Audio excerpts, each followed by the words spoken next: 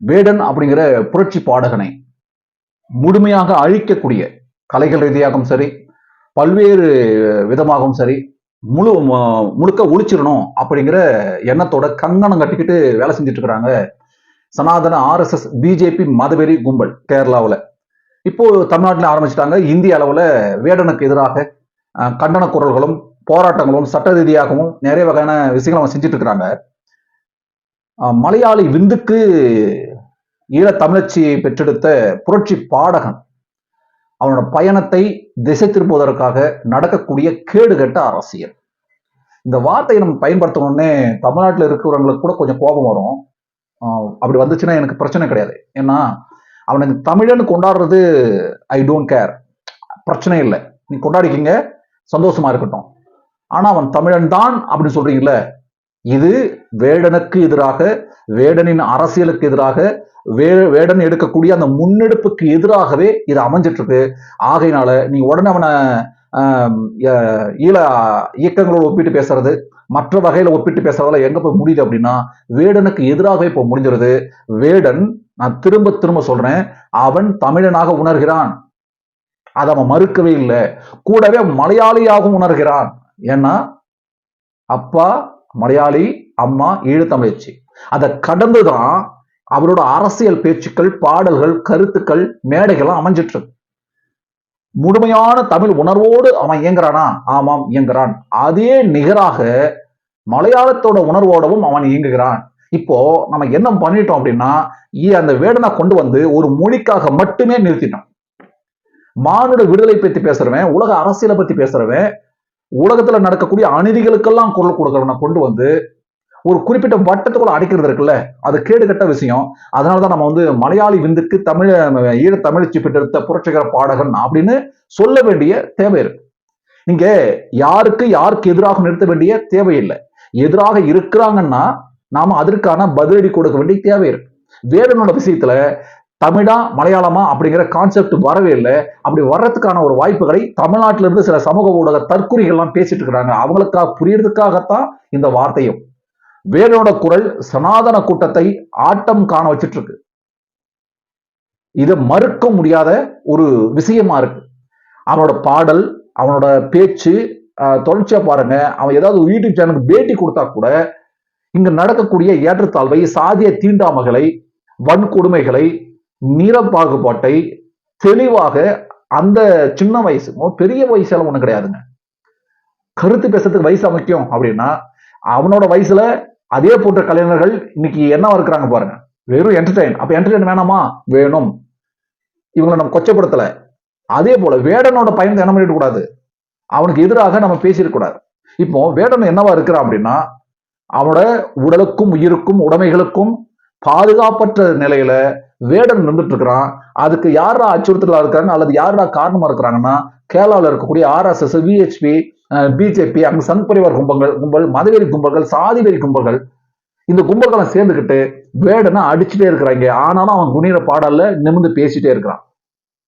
அதனால வேடனோட சனாதன அந்த எதிர்ப்பு ஆட்டம் இருக்குல்ல, ரொம்ப வீரியமா இருக்கு.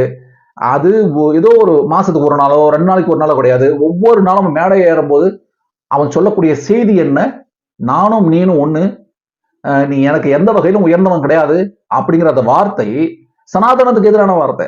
ஏன்னா உயர்ந்தோன் தாழ்ந்தோன் அப்படிங்கிறது தான் ஒரு முக்கிய கட்டுப்பாடு சனாதனத்தை உயிர்ப்போட வைக்கணும்னா இங்க சாதியம் இருக்கணும். சனாதனத்தை உயிர்ப்போட வைக்கணும்னா இங்க மதத்தை கட்டுக்கோப்பா வைக்கணும். சனாதனத்தை உயிர்ப்போட வச்சிருக்கணும்னா இங்க பெண்ணடிமைத்தனத்தை முன் வைக்கணும். சனாதனத்தை உயிர்ப்போட வச்சிருக்கணும்னா இங்க இந்த எளிய மக்கள் படிச்சிடக்கூடாது, வேலைவாய்ப்பு வந்துடக்கூடாது, பொருளாதாரத்துக்கு வந்துடக்கூடாது, மேல் மட்டத்தில் அரசியல் ரீதியாக விழிப்புணர்வு அடைஞ்சிடக்கூடாது. இப்போ வேடனோட பேச்சு யாருக்காக இருக்கு? பல்வேறு வகையில வேடனை இழிவுபடுத்தக்கூடிய பல போலி வழக்குகளை தொடர்ச்சியாக RSS கும்பல் வேடன் மேல் போட்டுட்டு இருக்கிறாங்க. பாலியல் வழக்க போடுறான், போதை அந்த பழக்கம் போடுறான், என்னென்னமோ வழக்கு போடுறாங்க. அப்புறம் புலிப்பலுக்கு அந்த கர்மம்லாம் நிறைய நம்ம கேள்விப்பட்டிருப்போம். எல்லாத்தையும் ஒடிச்சிட்டு வந்துட்டே இருக்கான். ஆனா ஏன் திரும்ப திரும்ப இதே மாதிரி போடுறாங்க அப்படின்னா, வேடன் புரட்சிகர சிந்தனை பேசுறான், பெண் அடிமைத்தனத்தை பத்தி பேசுறானா? இப்ப பாலியல் ரீதியான ஒரு போலி வழக்க போட்டா அந்த பெண் அடிமைத்தனத்துக்கு பேசக்கூடிய அந்த வாய்க்கு பூட்டு போடலாம்ல. பாடுறாவன் இவன் பெண்ணடிமை தனத்தை பத்தி பேசுறான், ஆனா இவனே வந்துட்டு இந்த கேவலத்தலம் பண்றான் அப்படின்னு ஒரு ஒரு கட்டமைக்க முடியும் இல்லையா? போதைகளுக்கு எதிராக பேசுறான், போதைகளுக்கு அடிமையாக வேடன் இருந்திருக்கிறான், அதை ஒத்துக்கிட்டா படிப்படியா குறைச்சிக்கிறேன் அப்படின்னு சொல்றான். எனக்கு பெண்கள் மீது ஆசைகள் இருந்தது, நிறைய பேர் வெளியே சொல்ல மாட்டாங்க, நான் ஆணை ஆதிக்கவாதியா இருக்கிறேன், முடிஞ்ச அளவுக்கு இது வந்து விடுபடுறேன்னு ஒருத்தன் சொல்றான்னா முடிஞ்ச அளவுக்கு அவனோட வார்த்தை உண்மை இருக்குன்னு அர்த்தம். நான் வந்து பெண்களுக்கு பாதுகாப்பா இருக்கிறேன்னு சொல்லிக்கிட்டு பெண்களை அடிமைப்படுத்துற கூட்டமெல்லாம் இருக்கும்ல, அவனெல்லாம் பெண் உரிமை பேசக்கூடிய பெண்ணியவாதியாலும் ஒன்றும் கிடையவே கிடையாது. இன்னும் சொல்ல போனா பெண்ணியத்தை வந்து பெண்கள் தான் பேசணும். முடிந்த அளவுக்கு எதிரியை தன்மைப்படுத்தக்கூடிய ஒரு முயற்சியில RSS அந்த சங் பரிவார் கும்பல் முயற்சி செய்யும். அப்படி முடியலன்னா அவனை அழிக்கிறதுக்கு முயற்சி பண்ணுவாங்க. தொடர்ச்சியாக தமிழ்நாட்டில் தலித் அமைப்புகள், எந்த சாதி அமைப்புகள், எந்த வேணாலும் எடுத்துக்கோங்க, RSS கும்பல், BJP கும்பல் தன்மைப்படுத்திப்பான். ஏதாவது ஒரு அமைச்சர் பதவி ஏதோ ஒன்று கொடுத்து அவனை ஏதோ ஒரு ஜாலரா தட்டுற மாதிரி ஒன்று பண்ணி விட்டுருவான். அப்படி பண்ணலன்னா என்ன பண்ணுவாங்க? ஒத்துமுதல்னா என்ன பண்ணுவாங்க? கட்டுப்பாட்டுக்கு வரலன்னா என்ன பண்ணுவாங்க? அவங்க மேல அந்த ரைடு இந்த ரைடு ஈடுலாம் ஏவி விட்டு அவனை என்ன பண்ணுவாங்க? அடக்கிறதுக்கு முயற்சி பண்ணுவாங்க. ஆண்ட சாதி பேண்ட சாதின்ற பூரா யாரா இருந்திருக்கான்? இன்னைக்கு RSS கைப்பாவையா உட்காந்துட்டு இருக்கான். ஆனா திருமாவளவன், கம்யூனிஸ்ட் அமைப்புகளை போன்றவர்கள் அவங்க பருப்பு வேகல. ஏன்? இவங்க கொள்கை கோட்பாடு ரீதியாக இவங்க பலமா உட்காந்துட்டு இருக்காங்க. அதனால RSS வேகல. அதனால என்ன பண்றாங்க? கம்யூனிஸ்டுகளுக்கு எதிராகவும், கம்யூனிஸ்ட் கிளை அமைப்புகளுக்கு எதிராகவும், VCKவுக்கு எதிராகவும் பல போலி வழக்குகளையும் பல போலி தாக்குதல்களையும் இவங்க வந்து தொடர்ச்சி பண்ணிக்கிறான். அந்த தாக்குதல் என்ன? ஏன் போலி தாக்குதல் சொன்னா, இவன் ஒரு தாக்குதல் பண்ணிடுவான், அந்த தாக்குதலுக்கு வேறொரு பேர் வைப்பான். உடனே தமிழ்நாடு அரசு காரணம், தமிழ் போலீஸ் காரணம், அந்த காரணம் இந்த காரணம், எது காரணமா இருக்கா இல்லையோ சனாதனம் காரணமா இதுக்கு இருந்துட்டு இருக்கு. அப்போ முடிஞ்ச அளவுக்கு வேடனை தன்மைப்படுத்த முயற்சி பண்றாங்க. அது திரும்பி வேடன் வந்துட்டான். அதனால வேடனுக்கு எதிராக RSS நிற்குது.